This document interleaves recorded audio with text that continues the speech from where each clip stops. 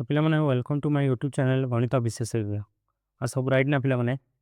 तो आज आमे पढ़िबा सरल सह समीकरण 4 नंबर। तो ये भिडियोटी हमरो सरल सह समीकरण पार्ट 3 हबो बुझलो। पार्ट 2 रे आमे करथिले अनुशीलनी 1 ए रो 1 2 और 3 नंबर। और पार्ट 1 रे आमे इंट्रोडक्शन क्लास करथिले जेउठी सब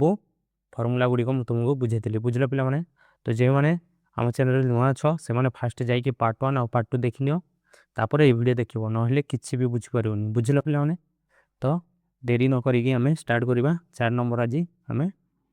4 5 और 6 सब करियाको आज ट्राई करिबा बुझलो पिला माने। तो 4 नंबर रे कोन देया जाई छै हम टिके देखिबा। कहिचे निम्नलिखित प्रश्न गुडी कर संक्षिप्त उत्तर आवश्यक। तो एठी हमकु गोटे दुईटी समीकरण दिया जाई छै kx + my + 4 = 0 और 2x + y + 1 = 0। समीकरण द्वय असंगत हेले के अनुपात m केते हेबे से ऑलरेडी देछि जे समीकरण द्वय असंगत हेबे बुझलो। ए और m रो अनुपात केते होबो बोली पचाछि। असंगत हेबा पई कंडीशन कोन थिला। असंगत माने हला असंभव समाधान माने समाधान असंभव होबो। तो समाधान असंभव होबा पई हमर कंडीशन कोन थिला a1/a2 = b1/b2 is not equal to जदि c1/c2 हुए तरह हमरो समाधान असंभव होई थाए बुझला पिला माने। तो ए फार्मूला को नेकी हमको k और m रो वैल्यू बाहर करियाको पड़ियो बुझलो। तो फर्स्ट हमें बाहर करिबा a1 b1 और c1 तापर a2 b2 और c2 रो वैल्यू हमको दरकार ताहेले तो हमें एडी पुट करिकि k और m रो वैल्यू बाहर करिबा बुझलो। तो फर्स्ट a1 केते अछि a1 अछि k b1 केते अछि b1 अछि m तापर c1 केते अछि c1 अछि 4 तापर a2 केते अछि 2 अछि आ b2 केते अछि 1 अछि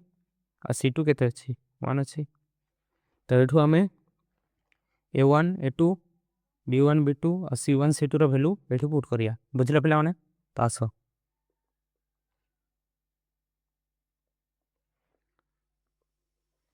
तो a1 जगह रे हमें पुट करिबा k आ a2 जगह रे हमें पुट करिबा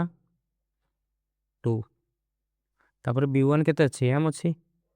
आ b2 केते अछि 1 अछि आ c2 केते c1 केते अछि 4 अछि आ c2 केते अछि 1 अछि बुझला पिला माने। तो एडा हमरो गोटिए इक्वेशन बाहरला। तो एठु हमें देखि परिबा जे k/2 = m/1 अछि k/2 = m/1 अछि। तो मु m को एठी के आनिबे आ 2 को एठी के नै जिबे तो कोन हबो k/m = 2/1। तो k/m = 2/1 मु m को एठी आनिले और 2 को एठी के नै गेली तो k/m = 2/1 ता माने हला जे k अनुपात m = हेला हमरो 2:1। तो एटा हबो हमरो उत्तर। तो पिला माने एबे हमें 4 रो डबल आई करबा आसो। तो पिला माने हमें 4 रो डबल आई करबा। तो पिला माने तमे 1 और बीटा ए बीटा को देखि तमे टेंशन ननी बीटा माने हला किछि नै y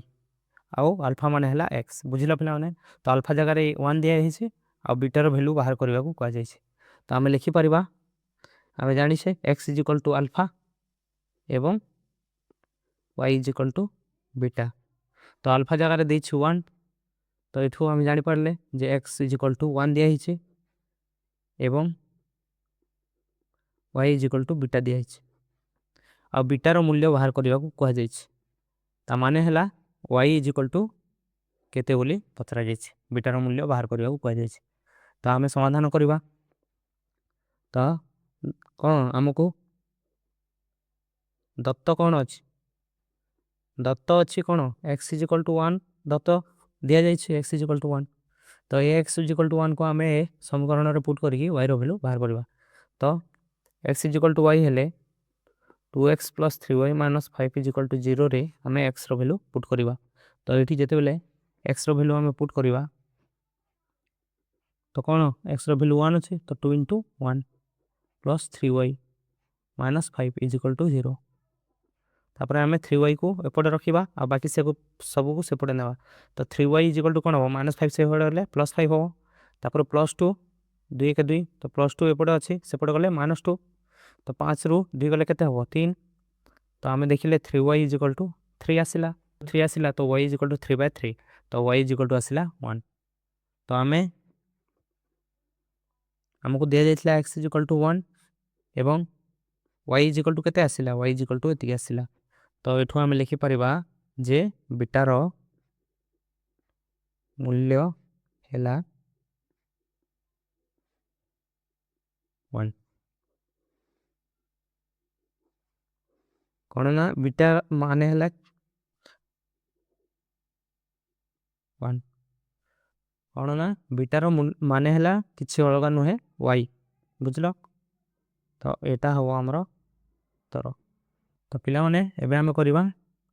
4 रो ट्रिपल आई तो पिला माने 4 नंबर रो ट्रिपल आई रे कहूछ टी रो केउ मान पई 1 1 समीकरण एतिकी रो अन्य एक समाधान हबो बुझला पिला माने अन्य एक समाधान कहूची टी रो केउ मान पई 1 1 समीकरण एतिकी रो अन्य एक समाधान हबो ता माने हैला जे जेते बेले आमे x ओ y जगह रे 1 और 1 पुट करबा तो सेते बेले टी रो मान कोन नेबा जहा जोगु इस समीकरण रे वैल्यू 0 हबो ये कहूची बुझलो तो आमे टी रो वैल्यू इठू बाहर करबा आस तो हमको दिया जाइए 3x plus T Y minus 6 is equal to 0 तो कहूँ एठू टी रे मान कौन पकेबा जो एक्स और वाई मान जब 1 1 नेबा तो यह समीकरण आमर 0 हम तो एक्स और 1 वैल्यू केते देछि दत्त दिया जाइए कौन दत्त अच्छी एक्स इज इक्वल टू 1 एवं वाई इज इक्वल टू 1 तो इम्प्लाय दैट एक्स जगह 1 पकेबा तो 3 इंटू 1 हो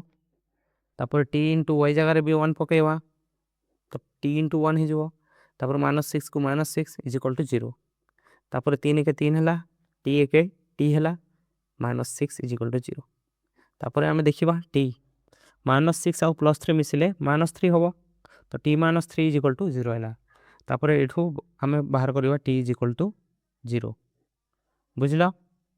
तो आमर बाहर टी इज इक्वल टू 0 तो आम लिखिपर टी रो मान 3 पाई 1 1 समीकरण 3x plus T Y -6 is equal to 0 रो अन्य एक समाधान हेबो एटा हबो हमरो उत्तर बुझले पिला माने तापर आमे करबा आईवी नंबर 4 रो आईवी तो पिला माने 4 रो आईवी रे कहिछि जे टी रो केउ मान पई 1 1 tx - 2y - 10 रो अन्य एक समाधान हबो पूरा सेम क्वेश्चन बुझलो तो आमे आईवी करबा एबे तो पिला माने आईवी नंबर करबा आईवी नंबर रे tx - 2y - 10 is equal to 0 देछि एवं एक्स वाई रो मान दत्त अच्छी तो दत्त कौन अच्छी एक्स इज इक्वल टू 1 एवं वाई इज इक्वल टू 1 तो एक्स रो वैल्यू और वाई रो वैल्यू इठू आमे पुट करी टी रो वैल्यू बाहर करबा तो टी इंटू एक्स रो वैल्यू 1 अच्छी तो टी इंटू 1 -2 इंटू वाई रो वैल्यू भी 1 अच्छी तो -2 इंटू 1 -10 इज इक्वल टू 0 तापरे आमे टी को एक्स सहित गुणन करबा टी होबो तापर -2 हेबो -10 इज इक्वल टू 0 इम्प्लाय दैट आमे -2 और -10 मिसिकी कौन हम -12 हम तो t -12 is equal to 0 imply that t is equal to हम 12 बुझल पिला माने तो टी रो वैल्यू हम 12 तो टी रो केउ मान पई तो टी 12 हेले एटा हम हमरो उत्तर बुझलो टी रो केउ मान पई tx + 2y = 0 और 3x + ty = 0 सह समीकरण द्वयर असंख्य समाधान। तो पिला माने एबे आमे करी तो पिला माने एबे आमे करबा 4 रो v t रो केउ मान पई tx + 2y = 0 और 3x + ty = 0 सह समीकरण द्वयर असंख्य समाधान संभव कहूसी t रो केउ मान पई ए दुईटी समीकरण रो असंख्य समाधान संभव हबो बुझले पिला माने तो सूत्र प्रयोग करिके आमे t रो मान बाहर करबा आस तो पिला माने फर्स्ट आमे a1 b1 और c1 तापर a2 b2 और c2 बाहर करियो बुझिला पिला माने तो पिला माने हमरो एठी a1 केते अछि t अछि b1 केते अछि 2 अछि c1 हमरो एठी प्रेजेंट नै बुझिलो तो हमें c1 नेबा नै और c2 भी एठी प्रेजेंट नै तो c2 भी नेबा नै हमें a1 और a2 और b1 और b2 को नेकी t रो वैल्यू बाहर करबा तो a2 हमरो केते अछि 3 अछि और b2 केते अछि हमरो t अछि तो हमरो असंख्य समाधान पई सूत्र कोन थिला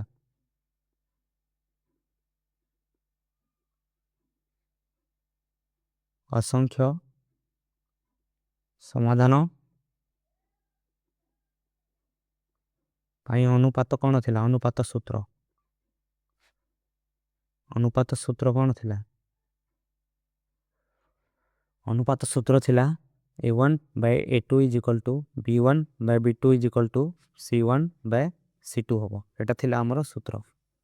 तो एठी हमरो c1 और c2 प्रेजेंट नै तो हमें c1 और c2 को छाडिबा आ a1/a2 = b1/b2 नै की हमें t रो वैल्यू बाहर करबा तो आसो आताते हमें लिखिबा tx + 2y = 0 और 3x + ty = 0 सह समीकरण द्वय सह समीकरण द्वयर असंख्य समाधान संभव ताहेले कोन a1/a2 = b1/b2 imply that a1 जगह a1/a2 रो वैल्यू पकेबा a1 अछि t और a2 अछि 3 = b1/b2 b1 अछि 2 b2 अछि t तापरे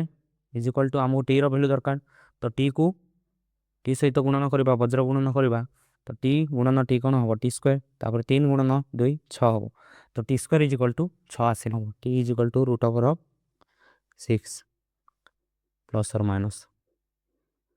तो t रो वैल्यू हैला प्लस और माइनस √6 बुझले पिला माने एटा हला हमरो आंसर तापर हम करबा vi तो पिला माने एबे हम करबा 4 रो vi दर्शाओ जे 6x - 3y + 10 = 0 और 2x - y + 9 = 0 सह समीकरण द्वयर समाधान असंभव तो सह समीकरण द्वयर समाधान असंभव केते बेले होय जेते बेले a1/a2 = b1/b2 होय but b1/b2 is not equal to c1/c2 होय बुझलो तो से फार्मूला को नै की हमें एटा दर्शाइबा बुझलो पिला माने आसो हमको दुईटी समीकरण दिया जायछि आ गोटे हला 2x - y + 9 = 0 तो ए दुईटी समीकरण रो हमें a1 b1 और c1 रो वैल्यू फर्स्ट बाहर करबा तापर a2 b2 और c2 रो वैल्यू बाहर करबा तो a1 केते अछि 6 b1 अछि -3 c1 अछि 10 तापर a2 अछि 2 b2 अछि -1 c2 अछि 9 तो एठो हमें a1/a2 b1/b2 और c1/c2 बाहर करबा तो a1/a2 केते बाहरिबो a1/a2 6/2 = 3 होबो आ b1/b2 केते हो b1/b2 =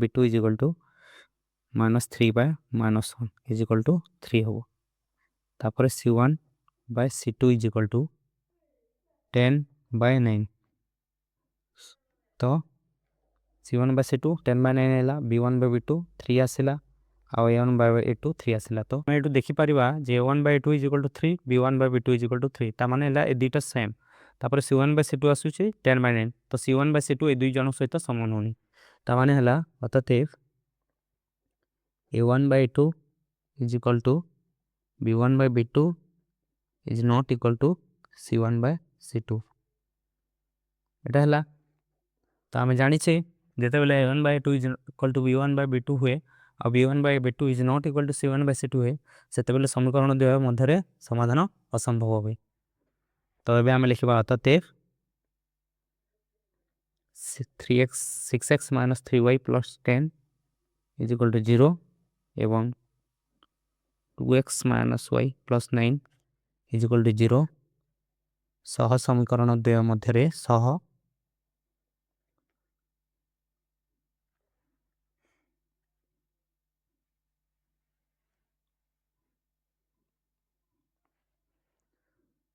समीकरण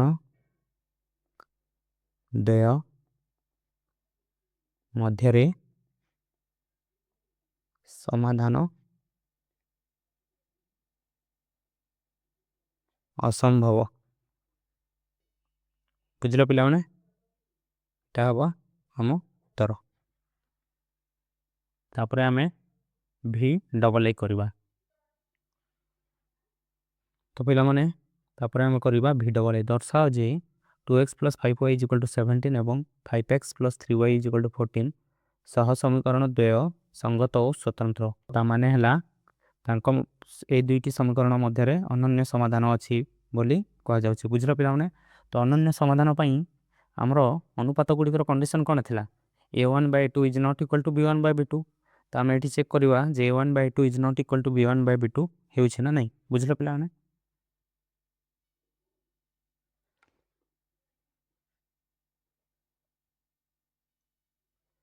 तो हमें बाहर करबा a1 b1 + c1 एवं a2 b2 और c2 से थि फर्स्ट ए समीकरण गुडी को सजाई देबा फर्स्ट लिखिबा 2x + 5y 17 एपटे जीवो -17 = 0 हबो एटा गुटी समीकरण तापर आ गुटी समीकरण अछि 5x + 3y 14 एपटे जीवो -14 ही जीवो = 0 एटा हला हमरो दुईटी समीकरण तो एठू हमें a1 b1 c1 पाइबा एठू b2 b2 c2 तो a1 हला 2 b1 हला 5 और c1 हला 17 a2 हला 5 b2 हला 3 और c2 हला -14 अनन्य समाधान पई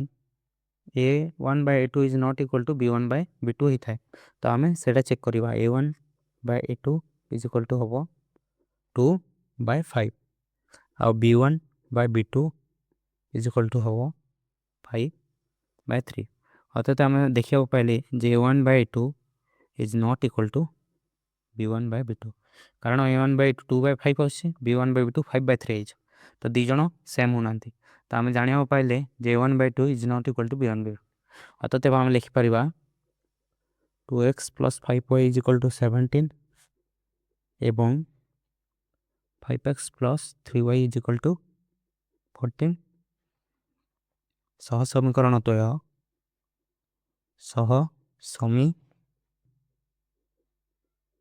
द्वय संगत और स्वतंत्र तापरे हमें करबा 4 रो मल्टीप्लाई दे जाय छि दर्शाओ जे 3x - 5y - 10 = 0 एवं 6x - 10y = 20 सह समीकरण द्वय रो असंख्य समाधान रही छि तो first a1 b1 c1 a2 b2 c2 तो a1 अछि 3 b1 अछि -5 c1 अछि -10 a2 अछि 6 b2 अछि -10 और c2 जेते बेले 20 को एपटे नबा -20 ही जीवो तो c2 हमरा आसीला -20 तापरे हमें अनुपात गुडी को बाहर करबा a1/a2 तो 3/6 तो 3 रे कोटिले एटा आसीबो 1/2 तापरे b1/b2 = -5/10 जेतेले 5 रो कोटिबो ये भी आसीबो 1/2 ये भी आसीथिला 1/2 तापर आम देखा C1 बाय C2 -10 बाय -20 जिते बेले 10 रे काट 10 1 10 10 गुणे 20 तो ये भी आसो 1/2 तो आम देखा पाइले A1/2 B1/B2 और C1/C2 तीनोटी जाक ही सेम आसला ताने है A1/A2 is equal to B1/B2 is equal to C1/C2 तो आम जानी तीनोटी जाकर अनुपात सेम होता है सेते बेले समीकरण द्वारा मध्य असंख्य समाधान थाए तो आम लिखिपर अर्थात 3x - 5y - 10 is equal to 0 एवं 6x - 10y is equal to 20 सह समीकरण द्वारा असंख्य समाधान रही एडामर उत्तर तो पिला माने आज ये थाओ बाकी आगु पर करवा तो मुझे आशा करसी तुम मैंने बुझीपार आउ रिविजन करूथ बारंबार नले ये सब भूली जीव बुझा पिलाने तो मुझे आज रखुची बाकी पर करवा तो वीडियो देखि धन्यवाद।